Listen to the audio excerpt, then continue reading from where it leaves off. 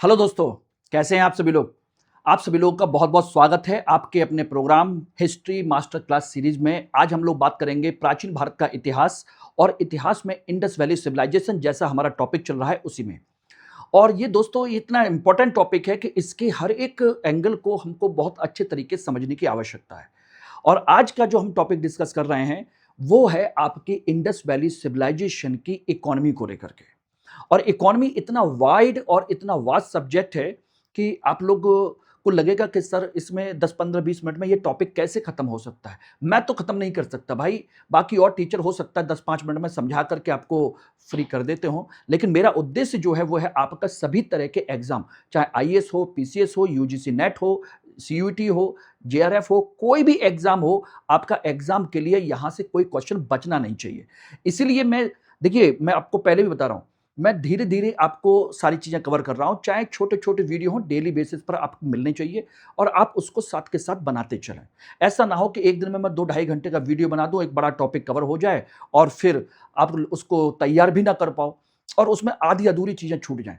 बताइए, आपको कैसा लगेगा? अगर मैं कुछ चीज़ें छोड़ करके आपको डिटेल में ना पढ़ा करके कुछ चीज़ें आपको स्किप करके पढ़ा दूँ और जल्दी खत्म हो जाए तो आप को कोई फ़ायदा होगा उसका? बता दीजिए मुझे। कमेंट सेक्शन में बताना ज़रूर। और आज की क्लास के लिए आप सभी लोग प्रॉपर तरीके से इस क्लास को देखिएगा, इसके हर एक पॉइंट को समझने की कोशिश कीजिएगा क्योंकि इसमें मैं डिटेल में हर एक एंगल को बताऊँगा, चाहे वो कृषि हो, चाहे वो शिल्प हो, चाहे वो व्यापार हो और चाहे आपकी पशुपालन की व्यवस्था हो, कुछ भी हो, एग्रीकल्चर से रिलेटेड सारी चीज़ों को हम लोग कवर करेंगे और डिटेल में कवर करेंगे।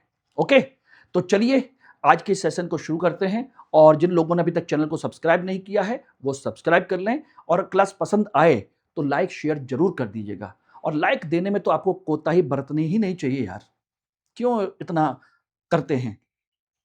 और इस क्लास की पीपीटी और सभी चीज़ों के लिए आप मुझे फॉलो कर सकते हैं, मेरे टेलीग्राम ग्रुप में और यहाँ पर इंस्टाग्राम पर। ओके? चलिए, तो आज का टॉपिक हम सबसे पहले जो चर्चा करने जा रहे हैं दोस्तों, वो है आपका इकोनॉमी को लेकर के। सिंधु सभ्यता की आर्थिक व्यवस्था बहुत ही इंपॉर्टेंट, बहुत ही ज़्यादा डायनामिक, बहुत ही ज़्यादा इंपॉर्टेंट पोर्शन बन जाता है। कारण यह है कि सिंधु सभ्यता, ध्यान रखिएगा, एक विकसित और नगरीकृत सभ्यता है। कैसी है? विकसित और नगरीकृत। यानी कि ऐसी सभ्यता जिसका हाल देख करके अंग्रेजों ने, जिन लोगों ने इसकी खुदाई की, जिन लोगों ने जाना, उनकी आंखें चौड़ी की चौड़ी रह गई कि इतनी अच्छी सभ्यता तो दुनिया में कोई है भी नहीं, इतनी व्यवस्थित, इतनी शानदार।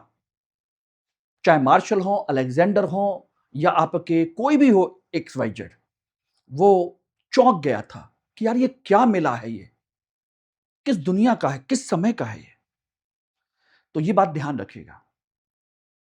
और जैसा कि मैंने स्ट्रक्चर बताया था कि किसी भी अर्थव्यवस्था में 4 चीजें आपको पढ़नी होती हैं: कृषि, पशुपालन, शिल्प उद्योग और व्यापार। और इन चारों चीजों के बारे में डिटेल में हम एक-एक करके सभी पॉइंट हम लोग कवर करेंगे। तो ध्यान रखिएगा। तो मैंने कहा कि विकसित सभ्यता है और विकसित सभ्यता है तो स्वाभाविक सी बात है कि विकसित सभ्यता या नगरीकृत सभ्यता का आधार हमेशा होता है कृषि अधिशेष। क्योंकि कृषि अधिशेष का मतलब होता है कि जरूरत से ज्यादा उत्पादन होना और अतिरिक्त उत्पादन को हम चाहे उद्योग में इस्तेमाल करें, चाहे नगर में जाकर के बेचें या कहीं और पर लेकर के जाएं। यानी कि अतिरिक्त उत्पादन से ही आपका नगरीकरण बनेगा, अतिरिक्त उत्पादन से ही व्यापार वाणिज्य होगा, अतिरिक्त उत्पादन से ही आपकी अन्य गतिविधियां भी शुरू होती हैं। तो ये हमारे अर्थव्यवस्था का आधार है। पहली बात ध्यान रखना। इसलिए हमारी अर्थव्यवस्था या सिंधु घाटी सभ्यता की अर्थव्यवस्था का आधार क्या है? कृषि अधिशेष। और कृषि अधिशेष क्यों है? उसके पीछे भी कारण है। कारण है कि जिस जगह पर सिंधु घाटी सभ्यता का विकास हुआ प्रॉपर तरीके से, वो है नदी और उपजाऊ मिट्टी का क्षेत्र। उपजाऊ मिट्टी का क्षेत्र है। हालांकि आज उसमें कुछ क्षेत्र ऐसे भी हैं जो राजस्थान वाजस्थान से बिलोंग करते हैं, तो वहां पर आप लोगों को लग सकता है कि सर यहां पर तो उपजाऊ मिट्टी नहीं है, लेकिन अगर आप वहां पर देखोगे कालीबंगा वगैरह में, तो आपको एक साथ दो फसलें उगाने के, कूड़ के साक्ष्य, हल के साक्ष्य वहां से मिलेंगे, यानी कि सबसे उन्नत खेती का साक्ष्य रेगिस्तान से मिलता है। हो सकता है कि उस समय वहां पर रेगिस्तान ना हो, यह भी तो हो सकता है। क्यों भाई? तो ये चीजें हैं, इसको ध्यान रखिएगा। अब आते हैं हम अर्थव्यवस्था में सबसे पहले एक एक करके, कि भाई चलो ठीक है भाई, अब एक एक करके सभी चीजों के बारे में चर्चा करेंगे। सबसे पहले बात करेंगे कृषि को लेकर के। कृषि कृषि नो डाउट बहुत अच्छी स्थिति में है, कृषि अधिशेष है। यहां पर लगभग जो हमें साक्ष्य मिले हैं, जो उत्खनन किए गए हैं और लोगों के द्वारा, पुरातत्वविदों के द्वारा, लगभग पता चलता है कि यहां 9 प्रकार की फसलों की जानकारी थी, फसलें थी, जिनमें गेहूं और उसकी 3 प्रजातियां,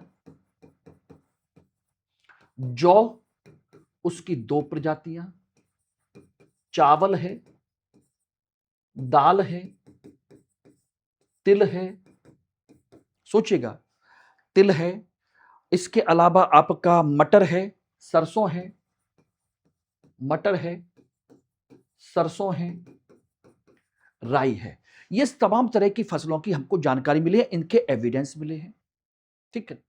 इसके अलावा मैं आपको बता दूं तो आपको इसमें चावल के जो साक्ष्य मिलते हैं, चावल के, वो मिलते हैं आपके लोथल और रंगपुर से। कहीं से धान की भूसी मिली है तो कहीं चावल के टुकड़े मिले हैं, इस तरीके से गुजरात से। और यहीं पर एक चीज और ध्यान रख लीजिएगा, गुजरात में एक रोजड़ी जगह है, रोजड़ी, गुजरात, ये इंपॉर्टेंट है, इसको ध्यान रखना। यहां से एक बाजरा के साक्ष्य मिले हैं, बाजरा के साक्ष्य। क्या अब यहां पर बाजरा भी था? यस, ये रोजड़ी, गुजरात से इसका एविडेंस मिला है।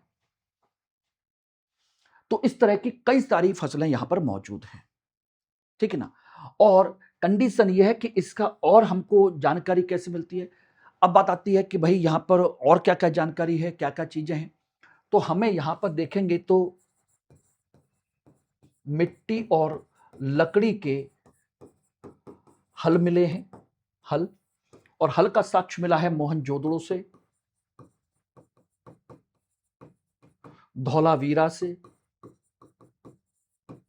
ये रहा मोहनजोदड़ो, धौलावीरा, यहां से हमें हल के साक्ष्य मिले हैं, ठीक है ना, ये ध्यान रखना। इवन बनावली से, बनावली से ये रहे। इसके अलावा हंसिया मिला है, हंसिया जिसे दराती कहते हैं, हंसिया काटने के लिए, फसल काटने के लिए, पत्थर के, ये पत्थर का मिला है। तो ये फसल से संबंधित इंपॉर्टेंट चीजें ये भी मिली हैं यहां से। ओके एवरीवन, क्लियर हो गया।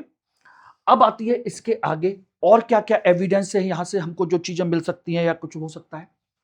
तो ध्यान रखिएगा, कालीबंगा है, कालीबंगा से हमें खेत के कूड़ मिले हैं, कूड़ यानी कि लाइनें, जुताई के साक्ष्य, और साथ के साथ एक साथ 2 फसलें उगाने का साक्ष्य भी है, का साक्ष्य है, ये रहा। यानी कि एक लाइन में आपकी सरसों है और दूसरे में उसके मटर है, चना है, इस तरह के एविडेंस मिले हैं हमको। यानी कि इस तरीके से कूड़ मिली है, ये रहे खेत की जुताई के, इस तरीके से ये एविडेंस है कालीबंगा से, ध्यान रखना। अब बात आती है यहां की सिंचाई के लिए। सिंचाई का कोई विशेष साक्ष्य नहीं मिला, कोई विशेष साक्ष्य नहीं मिला है, लेकिन हां बांध का जरूर साक्ष्य मिला है, बांध का, मोहनजोदड़ो से, धौलावीरा से, कि ये बनाना जानते थे, पत्थरों का इन्होंने बना रखा था, ये मिला है। बाकी नहर मिली हो, नलकूप मिला हो, ऐसा कोई एविडेंस नहीं है। यानी कि ये वर्षा के जल को तालाब में इकट्ठा करके पानी उसका इस्तेमाल करते थे, या नहर से ही एक नाला टाइप का बना करके ले जाते थे, उससे सिंचाई किया करते थे। ये कुछ एविडेंस मिले हैं, ध्यान रखना। अब सबसे बड़ी चीज ये होती है कि इसमें एक चीज और भी मिले हैं एविडेंस के तौर पर, हमें मिले हैं कुछ अन्नागार। हालांकि उसको लेकर के इतिहासकारों में कुछ डाउट भी हैं। अन्नागार हड़प्पा से 12 6x6 के कमरे मिले हैं, और मोहनजोदड़ो से एक विशाल अन्नागार, विशाल रूप में एक ही मिला है। ये रहा, ये रहा। तो अन्नागार के भी साक्ष्य मौजूद हैं। यानी कुल मिलाकर के हम अगर कहें तो इस काल में कृषि अच्छी कंडीशन में थी, अच्छी स्थिति में थी, और उससे अधिशेष की स्थिति थी। ध्यान रखना, और ये क्रम बता रहा हूं, इनको नोट करते चलिए, सारे पॉइंट हैं, कोई पॉइंट आपके मिस नहीं होगा। बात समझना, कृषि अधिशेष यानी कि उत्पादन से ज्यादा, और कृषि अधिशेष होता है तो इससे ध्यान रखना, एक तो खाद्य सुरक्षा होती है, दूसरा आपकी पॉपुलेशन बढ़ती है, और जब ये दोनों होती हैं तो इससे एक नई चीज उत्पन्न होती है। इससे यह होता है कि आप व्यापार वाणिज्य को बढ़ावा दे सकते हैं,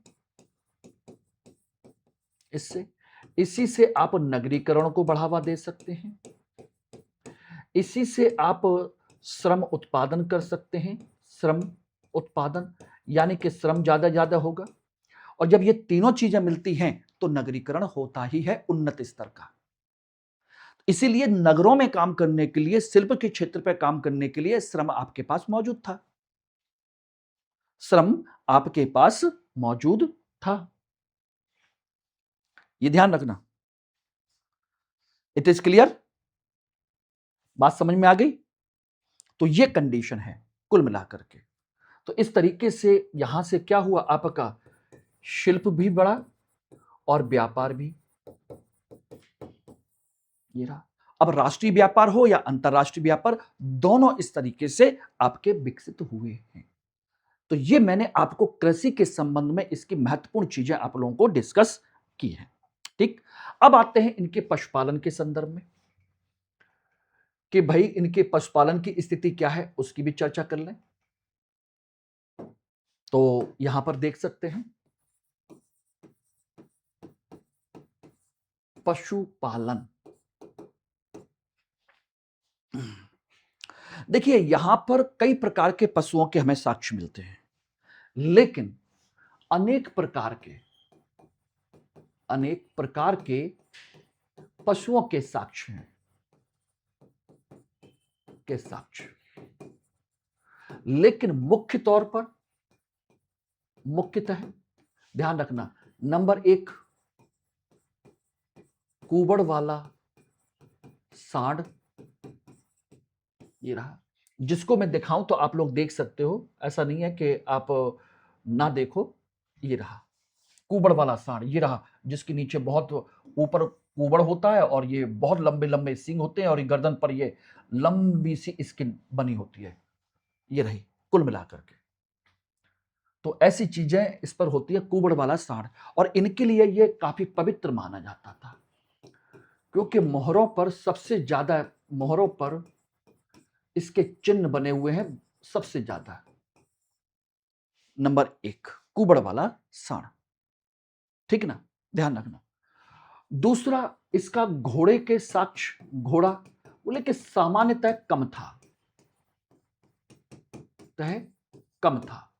ज्यादा जानकारी नहीं थी। केवल 2 जगह से साक्ष्य मिले, मोहनजोदड़ो और सुरकोटदा।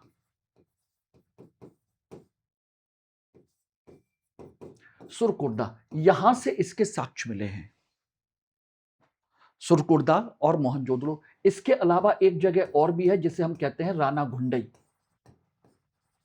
ये रही, यहां से भी हमें इसके एविडेंस मिले हैं कुल मिलाकर के। अब इसमें एक चीज और आ जाइए जो आपको जाननी चाहिए, क्या यहां पर गाय थी? लोग कहते हैं गाय थी। भाई सांड है तो गाय के बारे में क्यों नहीं जानते होंगे? बता दो। ये जानते थे, यस थे, लेकिन मोहर पर इसका चिन्ह नहीं है, मोहर पर इसका चिन्ह नहीं है। यानी कि गाय तो थी, गाय को ये जानते थे। क्या सिंधु घाटी सभ्यता के लोग गाय जानते थे? एब्सोल्युटली जानते थे भाई, बिल्कुल जानते थे। उनकी अस्थियां मस्तियां सब मिली हैं, लेकिन मोहर पर उसका चिन्ह नहीं मिला। वो कुबड़ वाले सांड का मिला है। एक पशु है जिसको हम सामान्य तौर पर जानते हैं, वो है ऊंट। ऊंट का यहां पर कोई एविडेंस नहीं है किसी तरीके का, ना चिन्ह में, ना अस्थियों में, ना किसी चीज में। ये ध्यान रखना। बाकी और बहुत सारे जानवर हैं, हिरन है, बाघ है, ये सब जानते ही हैं। तो ये पशुपालन, अब उनका हिरन और बाघ का तो पशुपालन तो करेंगे नहीं, हाथी को पशु पालन के तौर पर करेंगे नहीं, लेकिन जानते हैं। ये पशुपालन वाले जानवरों की बात कर रहा हूं मैं। ये रहे भेड़ बकरी तो नॉर्मल है, जो जानते ही जानते थे। ये सबसे महत्वपूर्ण है जिनके आपको चर्चा मिलती है। भेड़ है, बकरी है, कुत्ता है, बिल्ली है, ये सब जानवर थे इनके। अब आते हैं इसके बाद में अगला टॉपिक, वो है इनका शिल्प उद्योग। अब चूंकि नगरीकृत था तो स्वाभाविक सी बात है कि यार नगरीकृत है तो ये तो बेहतरीन होगा ही होगा। शिल्प उद्योग ये विकसित अवस्था में था, विकसित अवस्था में था। क्यों? नगरीकरण की वजह से के कारण। Due to urbanization it was in developed phase. बिल्कुल टोटली डेवलप्ड था ये शिल्प उद्योग, जिसको हम लोग कह सकते हैं। अब यहां शिल्प उद्योग में क्या क्या चीजें थी? तो देखिए आपके कई सारे शिल्प यहां पर मौजूद थे। सबसे प्रमुख है, मोस्ट इंपॉर्टेंट, वो था आपका वस्त्र उद्योग। वस्त्र उद्योग स्पेशली कपास यानी कि सूती वस्त्र उद्योग, ये रहा सबसे विकसित अवस्था में। ठीक है ना? अब कैसे? देखिए इसकी कढ़ाई भी जानते थे, कढ़ाई करना, डिजाइन बनाना, कढ़ाई वो भी जानते थे। इसकी रंगाई भी जानते थे, यानी कि प्रिंटिंग भी, डिजाइन भी, एवरीथिंग।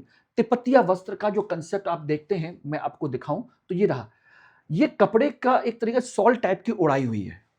एक योगी है उस तरह के, पुरोहित कह लीजिए, योगी कह लीजिए, कुछ भी कह लीजिए, और इस पर सोचिए 3 पत्तियों वाले वस्त्र की डिजाइन बनाई गई है।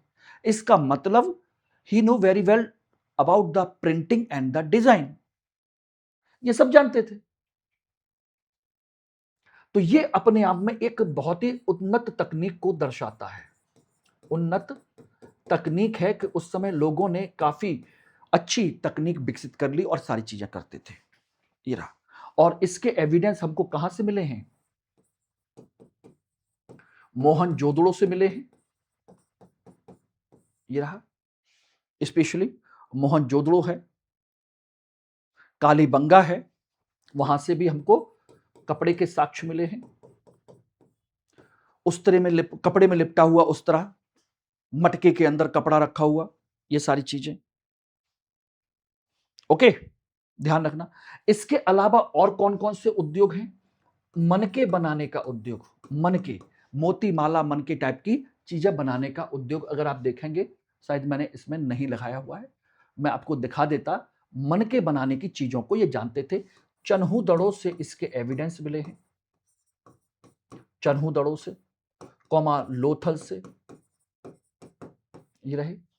मन के बनाना जानते थे, कांच वांच के टुकड़ों को लेकर के पिघला करके उनके अंदर छेद करके मोतियों की माला टाइप की बनाया करते थे लोथल से। ठीक है ना? ये रहा। हाथी दांत के आभूषण बनाने का उद्योग था।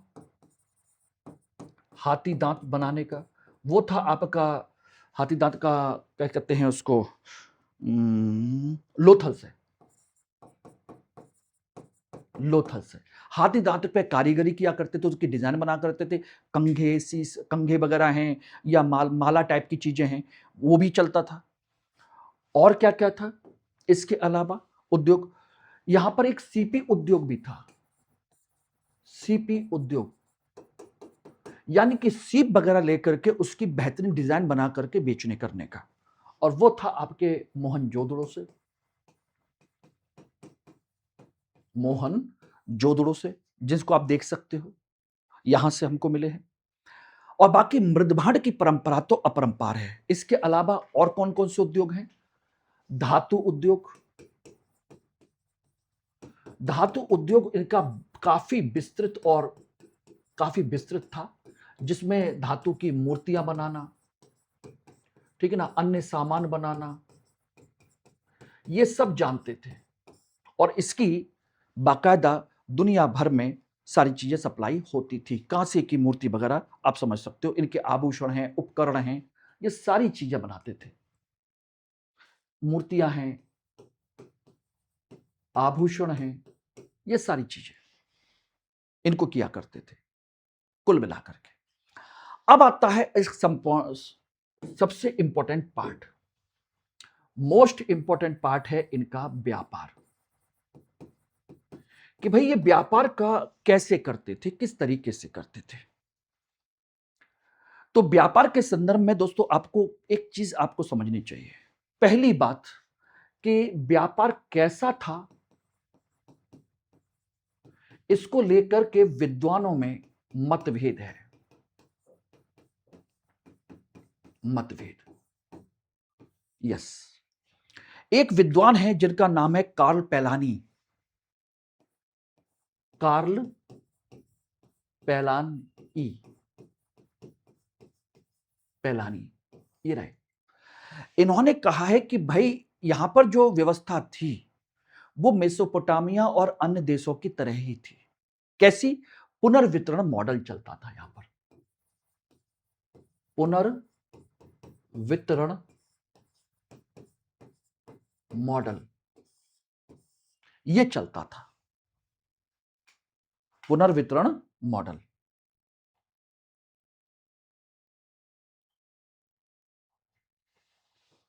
ओके, अब कहोगे कि ये कैसे? देखिए, इनका मतलब ये था कि पूरे शहर में से या पूरे क्षेत्र में से सामान को इकट्ठा करके रखा जाता था, फिर उसके बाद उसको मिक्स करके फिर सबको इधर उधर डिस्ट्रीब्यूट किया जाता था। एक धार्मिक केंद्र के तौर पर, जैसे मेसोपोटामिया में क्या है, धर्म का एक केंद्र हुआ करता था, मंदिर वगैरह, वहां पर सारा सामान इकट्ठा होता था, उसके बाद उसको अलग अलग क्षेत्रों में लेकर के जाते थे। रीडिस्ट्रीब्यूशन मॉडल कहते हैं इसको। ये था। ऐसा क्यों? क्योंकि यहां पर कोई सिक्का नहीं चलता था, पैसा नहीं था, मुद्रा नहीं थी। That's why. दूसरा, अन्य विद्वान क्या कहते हैं? अन्य विद्वान इसे नहीं मानते, नहीं मानते। ये बेसिकली मेसोपोटामिया की तरह था।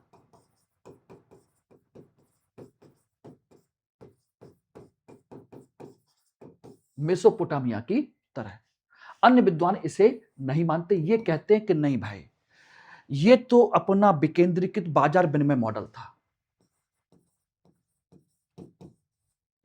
विकेंद्रीकृत बाजार विनिमय मॉडल था। इसको मानते हैं, इसे ये लोग नहीं मानते, इसे मानते हैं। यानी कि बाजार के अनुसार ही चीजें चला करती थी, जैसे वर्तमान में चलती हैं। जिसको जो उत्पादन करना है, जिसको बेचना है, उसको बेचिए, जैसे चाहो वैसे बेचिए। ये एक कंसेप्ट था कुल मिलाकर के। तो व्यापार के स्वरूप को लेकर के ये बात आती है आपके सामने।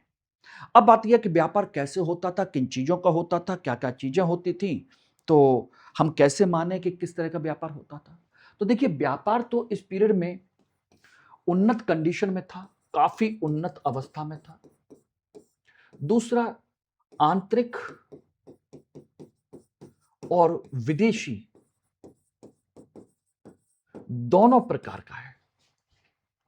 आंतरिक भी है और विदेशी भी है। कैसे कहेंगे? इसके पूरे साक्ष्य हैं, पूरे साक्ष्य इसके आंतरिक और विदेशी स्तर पर। देखिए, आंतरिक स्तर पर एक क्षेत्र से दूसरे क्षेत्र के बीच में आपस में लेन-देन किया करते थे। जैसे गोमेद, गोमेद ये गुजरात से मंगाते थे, गुजरात से। तांवा, तांवा ये मंगाते थे राजस्थान की खेतड़ी माइंस से। राजस्थान खेतड़ी और गणेश्वर माइन है, ये रहे, यहां से मंगाते थे। बात समझ गए? सोना, बाकी तो आपस में करते ही थे व्यापार, वो सब तो है ही है। सोना कहते हैं कि ये कोलार के क्षेत्र से आता था, कोलार गोल्ड फील्ड, केजीएफ, वहां से आता था। कैल्सीडोनी कार्नेलियन, कैल्सीडोनी और कार्नेलियन के मन के, कार्नेलियन जो पत्थर हुआ करता था, कार्नेलियन, ये सौराष्ट्र गुजरात से आता था। सौराष्ट्र गुजरात से ये भी आता था। उनके फिर मोती मन के सब आपस में मनाए जाते थे, सारी चीजें हुआ करती थी। इसके अलावा आपका कुछ अन्य चीजें अपने अड़ोस पड़ोस के साथ क्षेत्र से आती थी। जैसे आपका आता था चांदी,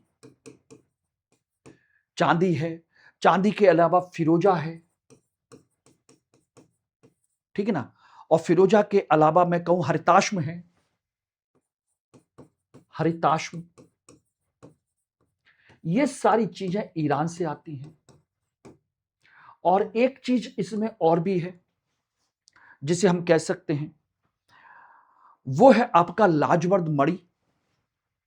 ये सब आपसे पूछे जा सकते हैं, कहां से कहां पर लाजवर्द मणि, जिसे हम लैपिस लाजुली भी कहते हैं। हो सकता है आपसे क्वेश्चन में यही पूछ लिया जाए, लैपिस लाजुली, और ये अफगानिस्तान से आती थी। और मैंने आपको बताया था कि अफगानिस्तान का जो सोर्तुगई है, इनका व्यापारिक केंद्र था। शोर्तुगई क्या था? एक व्यापारिक केंद्र। सिंधु घाटी सभ्यता का ही एक स्थल है, एक व्यापार केंद्र के रूप में इसका इस्तेमाल किया जाता था, ठीक है ना। ये सारी चीजें हैं जो इंपॉर्टेंट तौर पर आंतरिक स्तर पर अपने भारत के क्षेत्र में लेन देन किया जाता था। बाकी वस्तु विनिमय सारी चीजें चला करती थी। और ध्यान रखिएगा, सबसे बड़ी चीज यहां पर मुद्रा प्रणाली यहां नहीं थी। ये वस्तु विनिमय का प्रयोग करते थे, वस्तु विनिमय का प्रयोग करते थे। यस, अब इसके अलावा आप अन्य चीजों से, विदेश व्यापार से, विदेश व्यापार के लिए आपके पास कई सारे उन्नत आधार हैं जिनको आप देख सकते हो, सारी चीजें हैं विदेश व्यापार को लेकर के। तो विदेश व्यापार जो था इनका, ये आपके मेसोपोटामिया, मेसोपोटामिया, मिस्र, चीन और अन्य देशों तक फैला हुआ था। लेकिन मुख्य तौर पर ये है मेसोपोटामिया, मिस्र वगैरह में, इसको हम कह सकते हैं, ठीक है ना। अब कैसे कहोगे कि इसका क्या क्या एविडेंस है, क्या क्या चीजें हैं? तो देखिए, विदेश व्यापार के लिए सबसे बड़ी चीज है, कई ऐसे महत्वपूर्ण चीजें जो आपको हमको जानने चाहिए, देखने चाहिए, पता होना चाहिए। देखिए, सबसे बड़ी चीज है मोहनजोदड़ो। मोहनजोदड़ो से हमें आपके जहाज और नौका के चित्र वाली मोहर मिली है, मोहर, यानी कि उन पर जहाज, नौका वगैरह बनी हुई है, ठीक। दूसरा, लोथल से डॉकयार्ड मिला है। डॉकयार्ड यानी गोदीबाड़ा, जहां जहाज खड़े होते हैं, गोदीबाड़ा।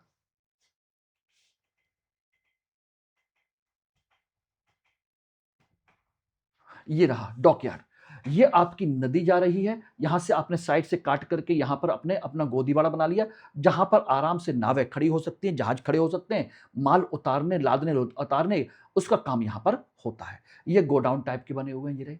एक तरीके से बंदरगाह का किनारा, जहां पर नदी में बाढ़ आए या कुछ भी आए, ये बिल्कुल सेफ है, जिससे कि आसानी से माल को चढ़ाना उतारना किया जा सके। अगर यहां पर करते, बाढ़ आ जाती तो नावें वापस सब बह जाती, इसलिए ये कंसेप्ट यहां पर मौजूद था।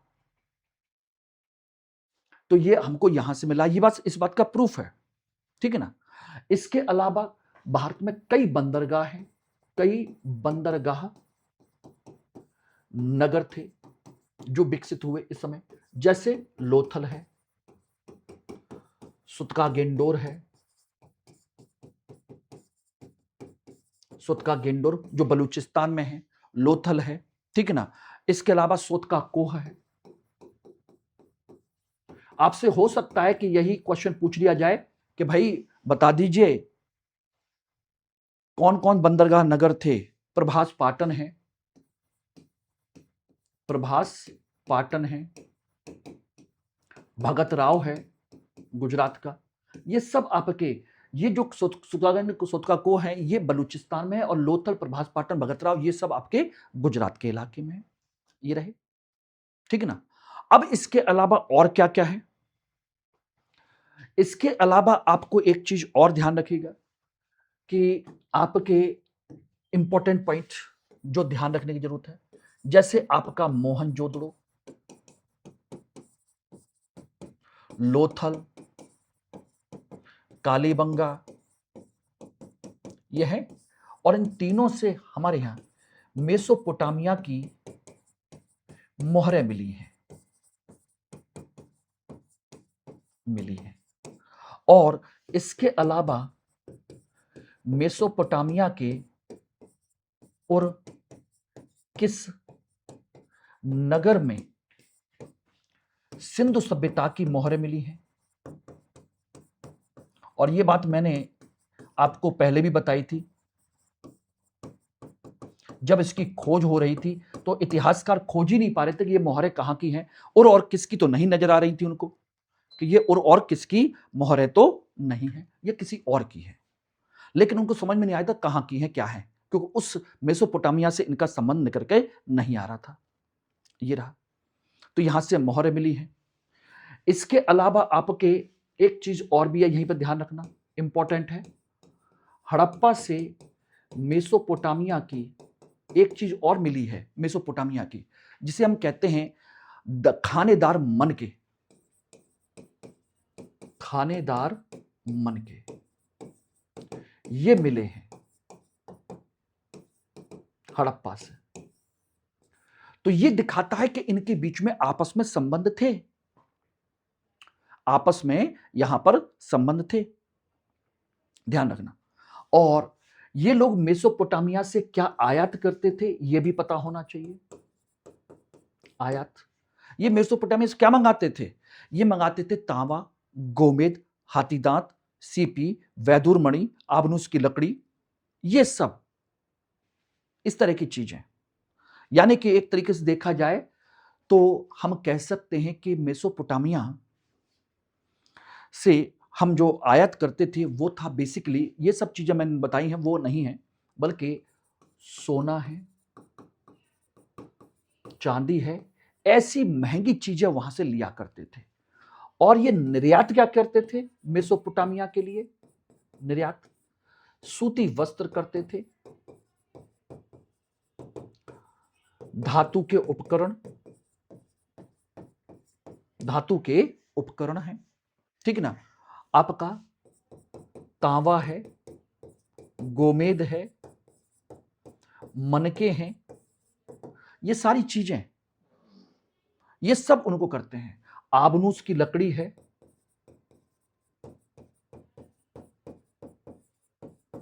आबनूस की लकड़ी है, सीपी है, हाथी दांत के हाथी दांत हैं, ये सब आपके यहां पर निर्यात किया जाता था। तो मेसोपोटामिया से आयात और मेसोपोटामिया को निर्यात, ये रहा इंपॉर्टेंट चीज है।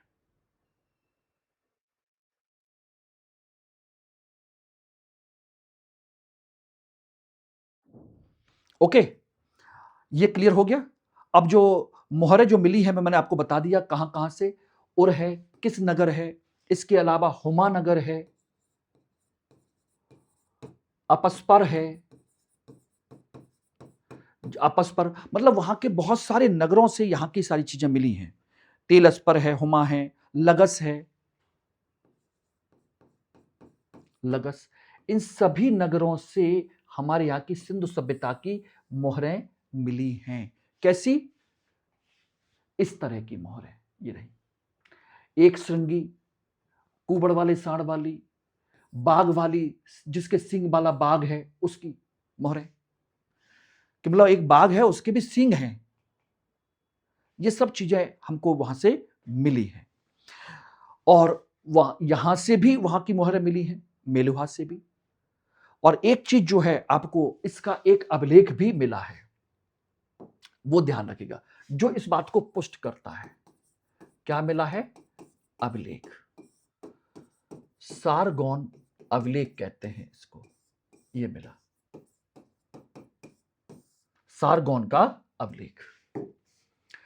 इस अभिलेख में आपके बताया गया है कि मेसोपोटामिया के जहाज कहां कहां तक जाते थे। इसमें बताया गया है कि मेसोपोटामिया के जहाज कहां जाते थे। नंबर 1, मेलुहा। मेलुहा का मतलब है सिंधु सभ्यता। ये रहा। दूसरा है दिलमुन। दिलमुन, ठीक है ना। दिलमुन को कहा गया है बहरीन। बहरीन यानी कि सूर्योदय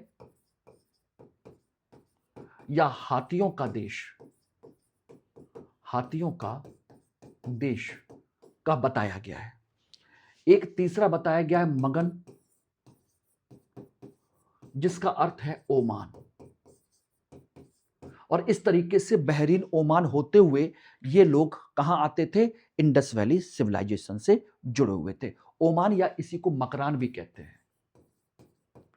मकरान, इनके नाम जरूर मैच कर लीजिएगा, ध्यान रख लीजिएगा। ये रही कुल मिलाकर के,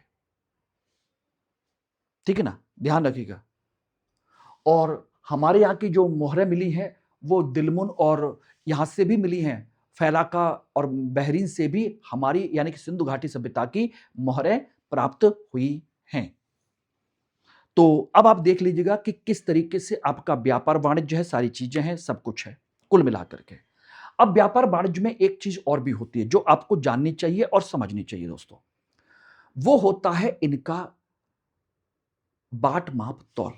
यस, उसके बिना तो ये संभव ही नहीं है। तो माप तौल कैसी थी? माप तौल के संदर्भ में तो हम कह सकते हैं कि मापतौल के इनके पास वैज्ञानिक पद्धति थी। वैज्ञानिक पद्धति इन्होंने विकसित की थी, बहुत अच्छी पद्धति है। ये 16 के गुणज का भी प्रयोग करते थे, गुणज, और दशमलव पद्धति का भी, दशमलव लव पद्धति का भी प्रयोग करते थे। दोनों का प्रयोग करते हैं, ठीक है ना। सीपी का प्रयोग करते हैं, सीपी का प्रयोग आपके मापन के लिए भी, मापन के लिए। तो ये रहे आपके, ये रहे आपके भार तौलने के लिए कुछ पत्थर और कांसे की छेनी धौलावीरा से प्राप्त हुई हैं। ये रहे, ये मेजरमेंट यूनिट है जो धौलावीरा से मिली है। ये आपके, और सब जगह पर एक जैसे समान मिली है। सबसे बड़ी चीज ये है, ध्यान रखना। और ये मापन जो पद्धति है ये सभी स्थलों से मिली है, स्थलों से, और सभी का जो मान है वो समान है। क्या है? मान समान है, यानी कि इनकी जो मेजरमेंट यूनिट है वो बिल्कुल क्रिस्टल क्लियर है। इसके अलावा सीपी मापन, इसके अलावा ये आपके लगभग एक चीज और भी जानते हैं, 37.6 सेंटीमीटर का, 37.6 सेंटीमीटर का एक पैमाना मिला है, पैमाना मोहनजोदड़ो से। इसका मतलब ये फुट को जानते हैं। यस, ये फुट के बारे में जानते हैं। तो लगभग इतना ही सेंटीमीटर के आसपास आपका पैमाना होता है। 36 सेंटीमीटर के आसपास, है कि नहीं? 36 या 24 या 12 इंच, 24, 36 कितना होता है? बताइएगा जरूर कितने सेंटीमीटर का होता है। तो ये इसकी भी जानते हैं, ये समझ लीजिएगा कुल मिलाकर के। तो ये सारी चीजें हैं जो यहां पर करते हैं, और इनकी अर्थव्यवस्था जुड़ी हुई कुछ चीजें हैं। मोहरें, मोहरें इनकी आपकी मिट्टी की मोहरें हैं, मिट्टी की। दूसरी है धातु की, यानी कि कांसा, तांबा। और तीसरी है पत्थर की, और पत्थर में भी सबसे ज्यादा है सेल खड़ी की। ये मोहरें मिली है, जिन मोहरों पर आपके कितने सारे चिन्ह बने हुए हैं, इन पर आपकी लिपि लिखी हुई है, इन पर हर एक पर अपना प्रतीक चिन्ह बना हुआ है। ध्यान रखना, ठीक है ना, ध्यान रखना। इनमें से एक चीज और ध्यान रखिएगा, अधिकांश मोहरें अधिकांशतः कैसी हैं? वर्गाकार हैं, अधिकांशतः वर्गाकार। बाकी कुछ गोल भी हैं, कुछ ऐसी वैसी भी हैं, अधिकांशतः आपकी वर्गाकार है। और सबसे प्रसिद्ध जो है, सबसे जो प्रसिद्ध मोहर है मोहनजोदड़ो की, जो आप लोग जानते हैं, जिसको मैं कल आपको चर्चा करूंगा, मोहनजोदड़ो की पशुपति शिव की मोहर, ये रही पशुपति शिव की मोहर। अब मुझे बताइए कि रियली में मैंने आपका एक सेकंड के लिए भी मैंने वेट नहीं किया, एक सेकंड के लिए भी मैंने आपको इधर उधर की कहानी नहीं सुनाई, टू द पॉइंट मैंने आपके साथ क्लास डिस्कस की है। अब मुझे बता दीजिए कि वास्तव में क्या एक दिन में हम सिंधु घाटी सभ्यता का ये सब कुछ क्लियर कर सकते हैं एक लेक्चर में, वो भी ऑनलाइन? समाज, राजनीति, धर्म, कला, संस्कृति, विज्ञान, ये सारी चीजें संभव नहीं है। कल जो मैं डिस्कस करूंगा वो इतना बड़ा टॉपिक नहीं रह गया। कल हम बात करेंगे इनकी लिपि के बारे में, कला संस्कृति के बारे में, इनके विज्ञान के बारे में, इनके धर्म के बारे में। कल ये कंप्लीट हो जाएगा। ओके, चलिए, थैंक यू वेरी मच। और कमेंट सेक्शन में बताइएगा जरूर कि क्लास आपको कैसी लगी, और साथ के साथ जिन लोगों ने चैनल को सब्सक्राइब नहीं किया, सब्सक्राइब कर लीजिए, लाइक शेयर कर बटन जरूर दबा दीजिएगा। एक एक चीज आपको कहीं भटकने की जरूरत नहीं है, बस एक चीज करिए यार, ज्यादा से ज्यादा लोगों को जोड़िए, उनको बताइए कि क्लास कैसी चल रही है, किस तरह की चल रही है। आपको कहीं जाने की जरूरत नहीं, कहीं पैसा खर्च करने की जरूरत नहीं है भाई, यहीं पर आपका काम हो जाएगा, यहीं पर। क्यों पैसे खर्च कर रहे हो यूजीसी नेट एसएससी बेसएससी के लिए? ये क्लास कर जाइए, आपका काम खत्म। Thank you.